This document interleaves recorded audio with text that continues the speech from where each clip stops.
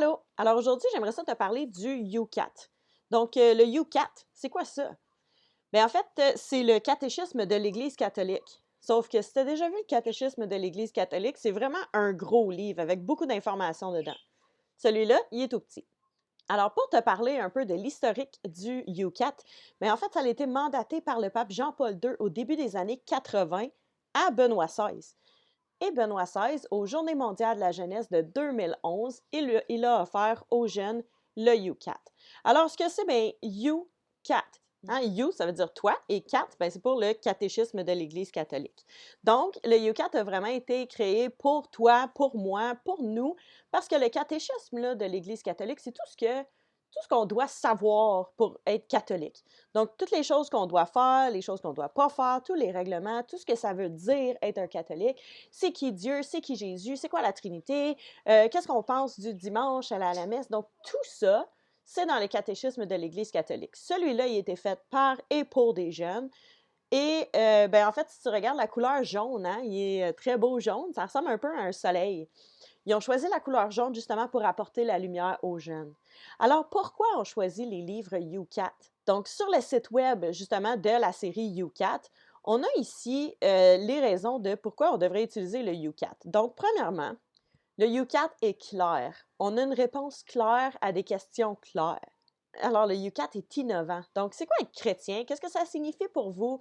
C'est vraiment expliqué de manière passionnante, de manière intéressante, dans un style moderne, avec des dessins, avec des illustrations très claires, justement, pour nous aider à comprendre.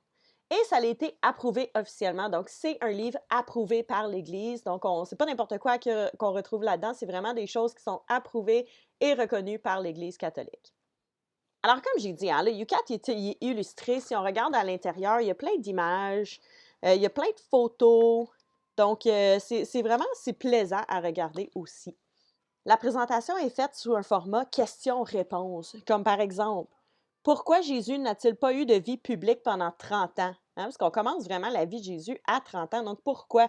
On a la réponse qui est écrite justement, Jésus a voulu partager avec nous une vie normale et sanctifier ainsi notre vie quotidienne. Donc, Jésus a vraiment voulu être une personne normale avant de commencer à faire sa mission de Jésus comme on le connaît. Donc, vraiment, c'est tout sous forme de questions et de réponses dans un langage clair. Il y a plusieurs grandes lignes. Le UCAT est divisé en 4 grandes parties. La première, ce que nous croyons. La deuxième, la célébration des mystères chrétiens. Donc ça, vraiment, on parle de tous les sacrements, les 7 sacrements. Ensuite, il y a la vie dans le Christ. Comment le Christ influence mon comportement de chaque jour. Et on parle aussi là-dedans des 10 commandements.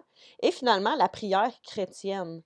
On a aussi, à la première page, juste avant justement la table des matières, on a les définitions des différents pictogrammes aussi.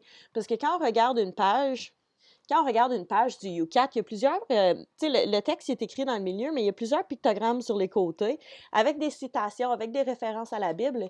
Donc, on a vraiment cette petite légende-là au début, donc les citations d'Écriture sainte, citation d'un saint ou d'un auteur, une définition et renvoie à un autre passage de UCAT qui parle du même sujet, parce que, évidemment, les sujets reviennent là, à plusieurs reprises.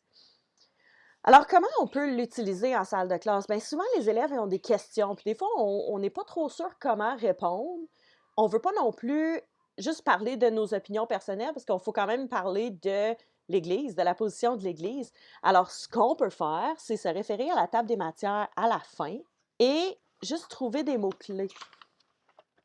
Donc, on a une table des matières vraiment complète à la fin et juste, on a comme trouvé des mots-clés. Comme par exemple, si on veut parler des miracles. Hein? Madame, monsieur, c'est quoi des miracles? C'est-tu vraiment arrivé pour vrai? Alors, on va aller regarder dans la table des matières à miracles. Et je vois miracle, bon, on a deux, on a miracle et miracle de Jésus, mais ça réfère au même point. Alors, les chiffres ici qu'on a dans la table des matières réfèrent au point et non à la page.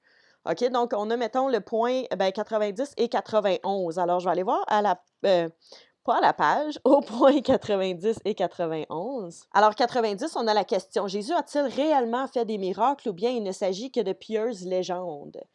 Et la réponse, Jésus a vraiment fait des miracles, les apôtres également. Les auteurs du Nouveau Testament racontent des événements réels. Donc ça, c'est une définition, puis après ça, on l'explique plus en détail dans le paragraphe qui n'est pas en gras. Ensuite, si on regarde au point 91, mais pourquoi Jésus a-t-il fait des miracles? Encore là, on a une réponse claire qui vient du catéchisme de l'Église catholique dans un langage dans un langage plus abordable pour les enfants, pour les ados. Et on a aussi la description en paragraphe qui vient. Mais là, attention, en utilisant les UCAT, ce sont vraiment les pensées de l'Église, les conventions de l'Église et les réponses de l'Église. Donc, peut-être que la réponse que tu vas trouver n'est pas celle que tu souhaitais avoir, mais c'est vraiment la position de l'Église. Alors, si vous êtes curieux ou curieuse de connaître la position de l'Église, voilà la référence pour vous. On a aussi à la fin les abréviations des livres de la Bible. Hein? Souvent, là, on voit une référence et là, on voit par exemple AG.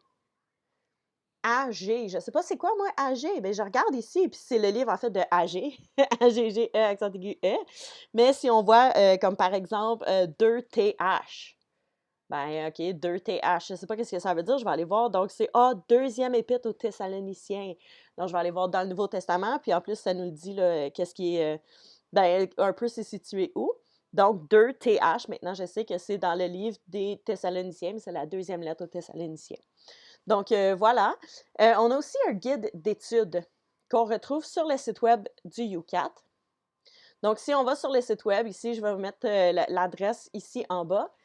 On va là-dessus et puis on peut juste cliquer sur guide d'études et en bas, on a vraiment différentes sessions. Vous pouvez les faire en ordre, vous pouvez prendre un élément qui vous intéresse et le regarder.